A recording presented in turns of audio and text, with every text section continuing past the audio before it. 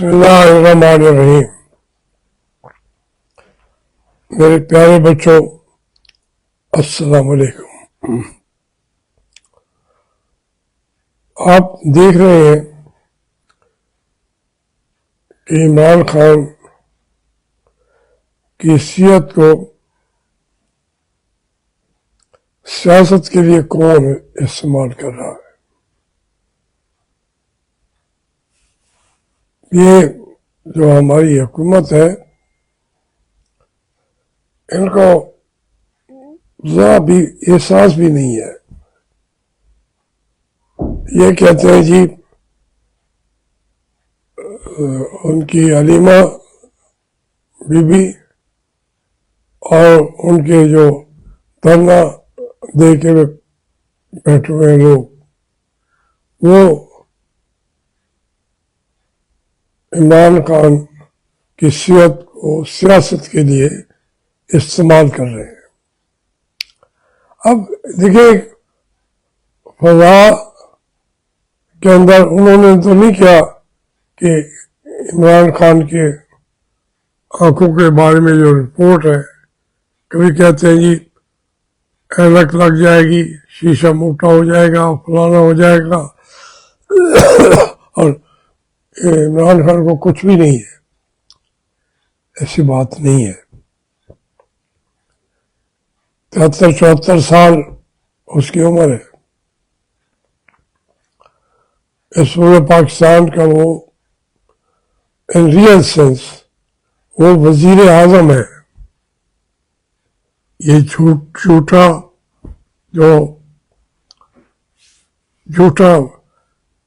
Field marshal ہے، اس نے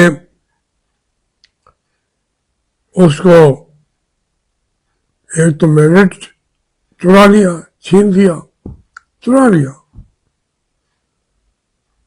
47 اور یہ بہت سارے 30-35 مجھے مسلم لیگ کے ملے ہیں جو کہتے ہیں کہ ہمیں انہوں نے آ کے کہا کہ بھائی تم MLA بن گئے ہو۔ ہم نے کہا نہیں، ہم تو ہار گئے اور اب سوئے ہوئے۔ تو ISI والوں نے کہا کہ خبردار، تم جیتے ہوئے ہو اور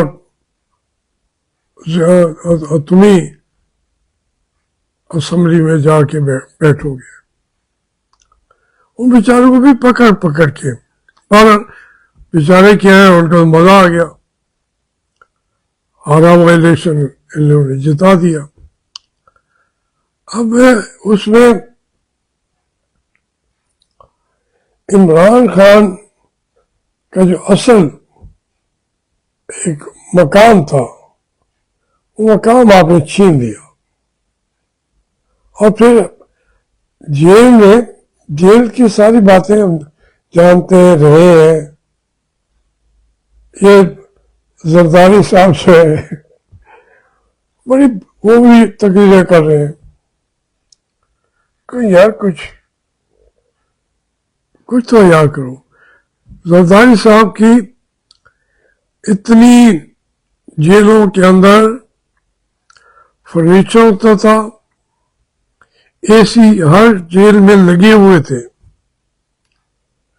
کوٹک پت میں اور ادھر کراچی میں اور جہاں بھی جاتا تھا، وہاں اسلام آباد میں۔ اب وہ کہتے ہیں کہ میں نے یہ جیل کاٹی ہے۔ آپ نے کون سی جیل کاٹی ہے؟ آپ ایک بات کا اندازہ رکھ رہے ہیں، میں جیل میں گیا زرداری صاحب کے بعد، تو وہ 2-3 سال 4 سال میں کوٹ لکھپت میں آیا۔ میں سارا جو فیسلٹیز زرداری صاحب نے کورٹس کو کہہ کے دوسرے طریقے سے وہ لے لی تھی، سوائے AC کے۔ AC انہوں نے فوراً جیل والوں نے میرے جاتے ہی اتار لیے۔ وہ تو تکلیف ہوتی تھی، لیکن ان کا فرنیچر، ان کے کپڑے والی الماریاں، 2-3 الماریاں، اس کے فرش کو انہوں نے پوری طریقے سے سنگ مرمر کا وہاں پہ لگا دیا تھا. سردار صاحب تو وہ جہاں جاتے تھے اس کو جیل تو نہیں رہنے دیتے تھے. اور پھر دوسرا اس میں مجھے تو فائدہ ہو گیا. وہاں ان کی کپڑوں کی جو الماری تھی اس کو میں نے اپنی لائبریری بنا لیا. اچھا میں آ گیا، رہا ہو گیا 6 سال بعد. تو جو جیل والے ساتھ قیدی ہوتے ہیں انہوں نے سامان باندھ کے بھجوانا ہوتا ہے.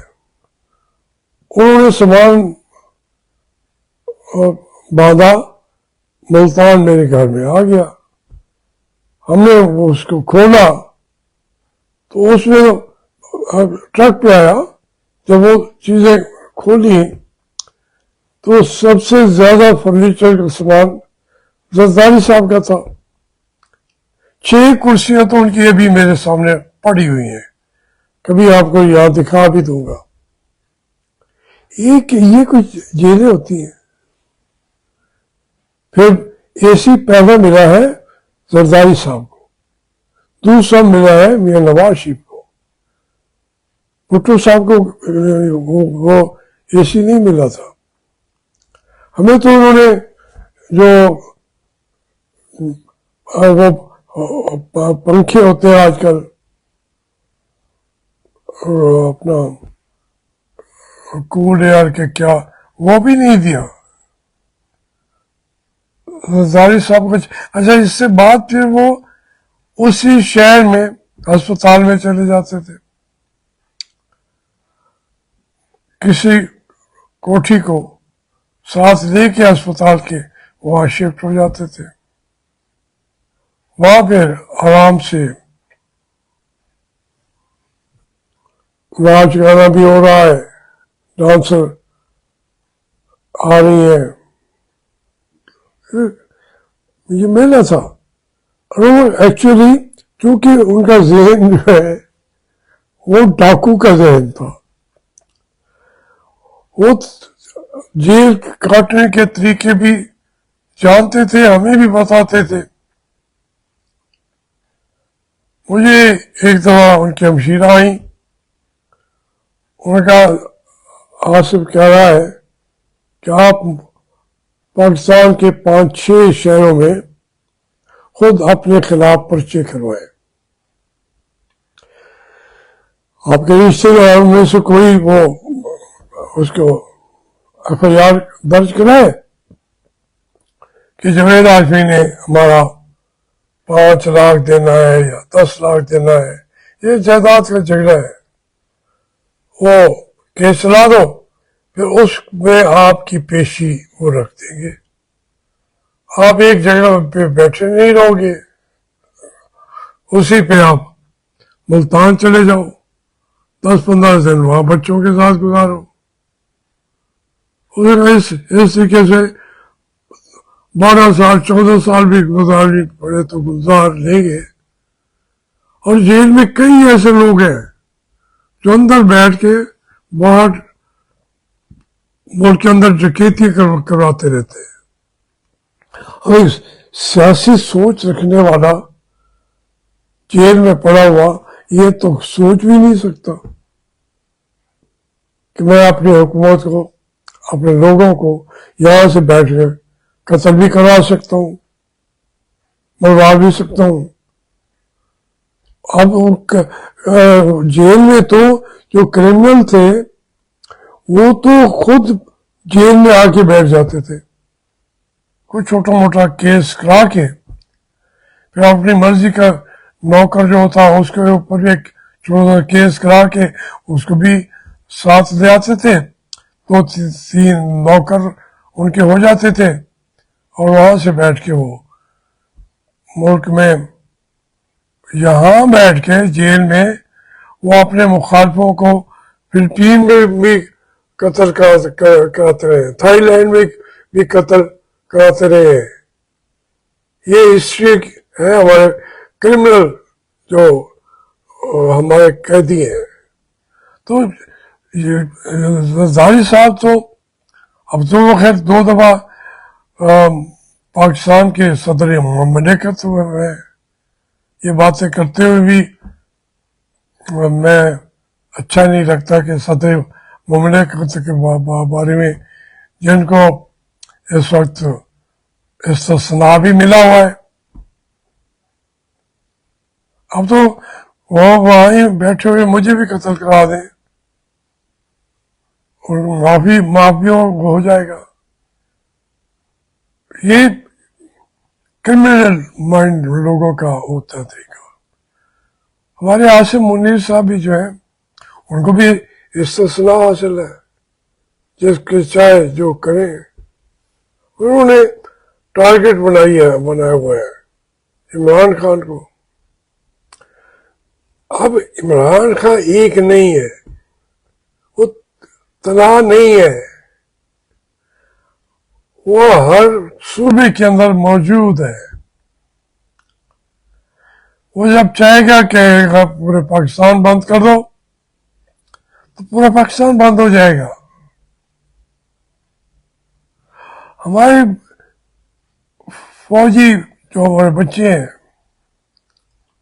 उनके घर में तो रोटी भी पूरी नहीं होती।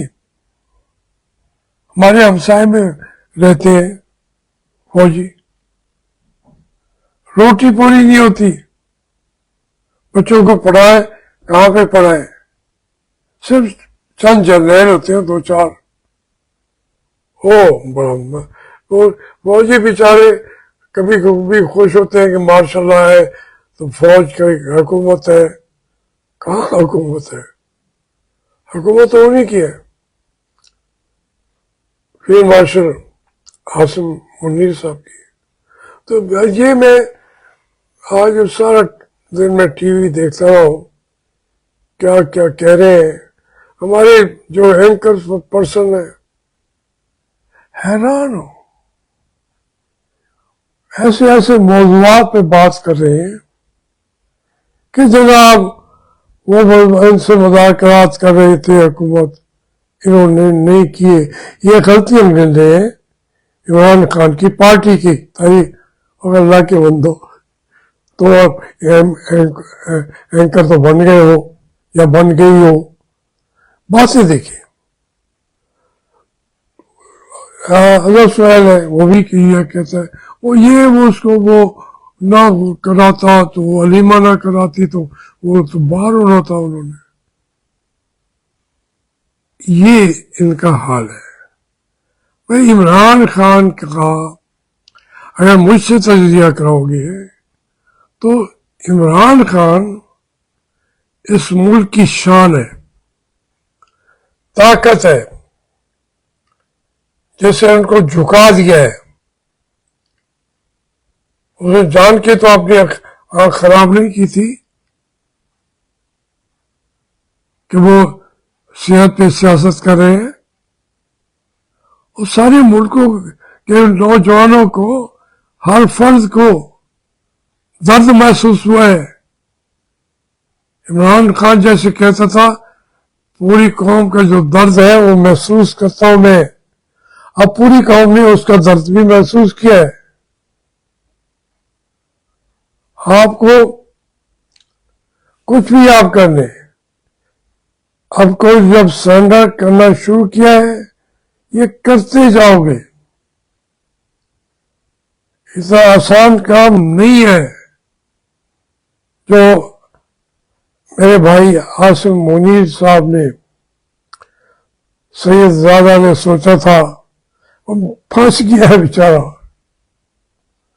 बाजार तो खुश होता है, उसे पता है कि 1 मिनट में भी वैसे इक़्तिदार छीना जा सकता है। उसकी मिसालें हमारे मुल्क में तो है ना, सबसे छीना गया। ये कोई और मखलूक है आसिम मुनीर साहब, इनसे भी छीना जाएगा। میں کل بھی میں نے لمبی باتیں کرتی تھی، میں زیادہ نہیں کرنا چاہتا، میں صرف یہ بتانا چاہتا ہوں کہ اب آپ عقل و خرد سے کام لیں، اپنے ملک سے اسے جمہوری انداز سے چلنے دیں. وہ جانے پولیٹیکل پارٹیز جانتے ہیں، جانے، اگر ان کے اندر جان ہوگی تو زندہ رہے گی، ورنہ ہار جیت ہوتی رہتی ہے. مسلم لیگ کے اندر بھی کئی ادوار آئے، کبھی اس کے پاس ایک سیٹ نہیں ہوتی تھی اسمبلی میں، کبھی وہ 2/3 مل جاتی تھی. خود قائد اعظم کے دور میں وہ جب وہ کانگریس میں تھے قائد اعظم رحمۃ اللہ علیہ، تو مسلم لیگ کے اندر تو جان ہی نہیں پڑ رہی تھی. علامہ اقبال اپنے خطبے بھی دیتے رہے، نظریہ بھی پیش کرتے رہے، ساری چیزیں ہوتی رہی، لیکن جب تھوڑی سی زندگی کی رمق دیکھی مسلم لیگ میں، قوم کے اندر زندہ رہنے کا جذبہ دیکھا، جب وہ وہاں پہ حکومتیں بنی، کانگریسی حکومتوں نے جو مسلمانوں کا حشر کیا، وہ تو جو بھاجپا کی حکومت ہے اس سے بھی بدتر تھی.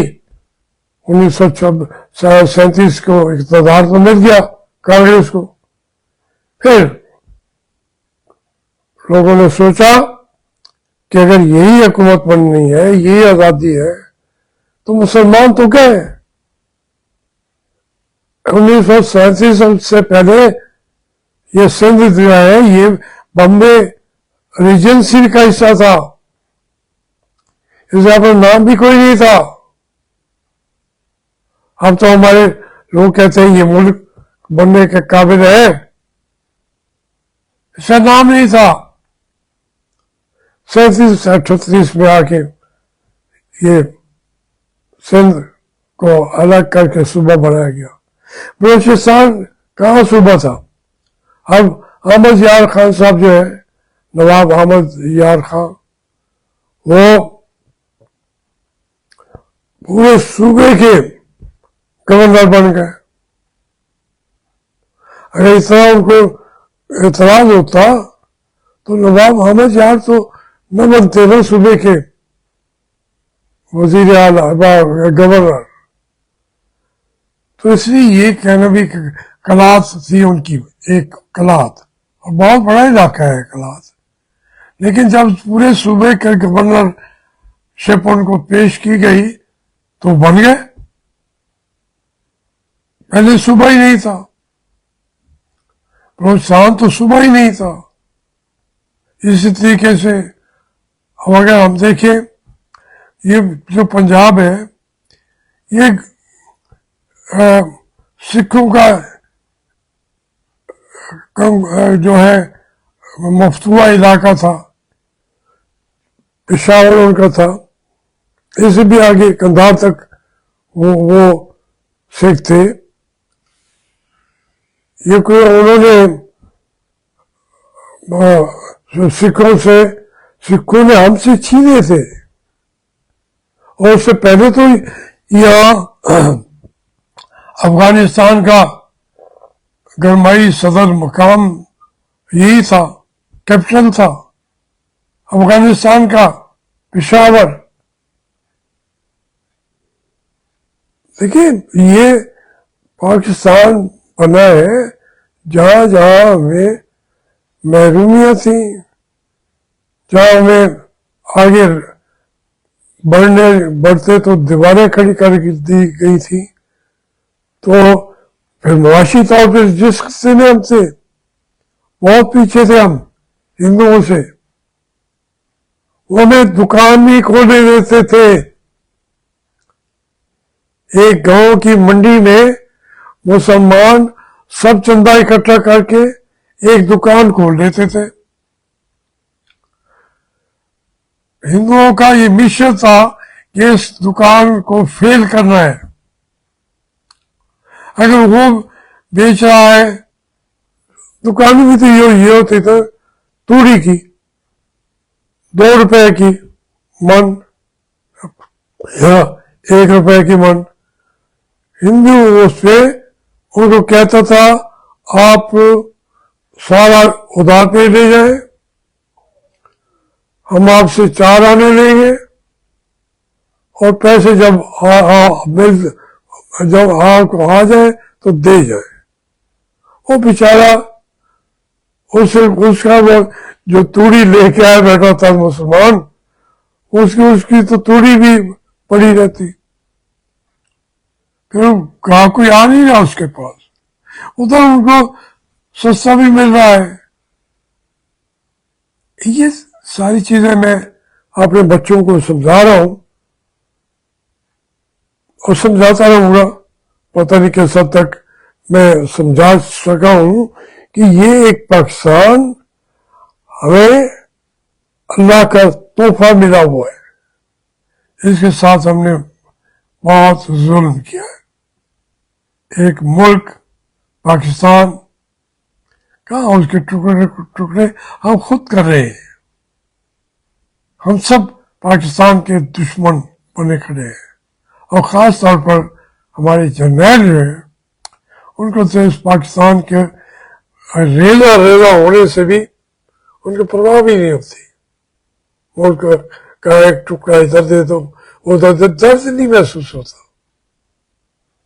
अल्लाह ताला ये दर्द पूरी कौम को दे, हमारी अफवाज पाकिस्तान को दे। आमीन।